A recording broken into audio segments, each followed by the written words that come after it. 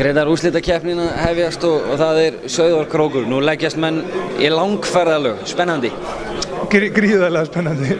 Erfitt en spennandi. Það bara svoleiðis.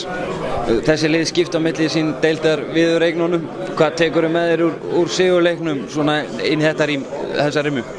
Það bara raun og veru sömu atriðin sem hafa verið að fleyta okkur áfram í öllum sigurleikjum og það þegar við sýnum að við getum spilað vörð sko. Ef við komum aggressífir varnarlega inn þá getum við gert alls konar hluti. Það bara svoleiðis. Staðan á Þórsurum í dag, allir heilir og klárir? Já, ég meina, þetta nú svo sem tíminn þar sem allir með eitthvað skilur. Nú sjúkraþjálfarinn orðinn mikilvægasti leikmaðurinn í liðinu sko, en jú, ég held að sé allir klárir bara.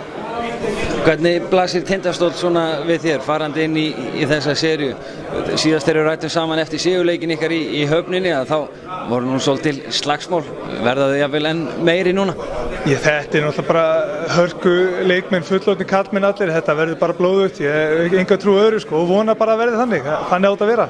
Þannig þetta skemmtilegast. Ein stærsta spurningi af þessa rimmu sem fólk hefur verið að velta fyrir sér. Drekinn vaknaður? Ég auglýsi bara hér með eftir honum. Það bara að vera þannig. Ég hef ekki séð hann alltaf í vetur, en hann í dvala ennþá. Ég vona bara að hann komi núna og sýni sitt rétta andlit. Glæsilegt, Grétar. Góða skemmtun og gangi ykkur vel í úrslitakeppninni. Þakka kærlega fyrir það.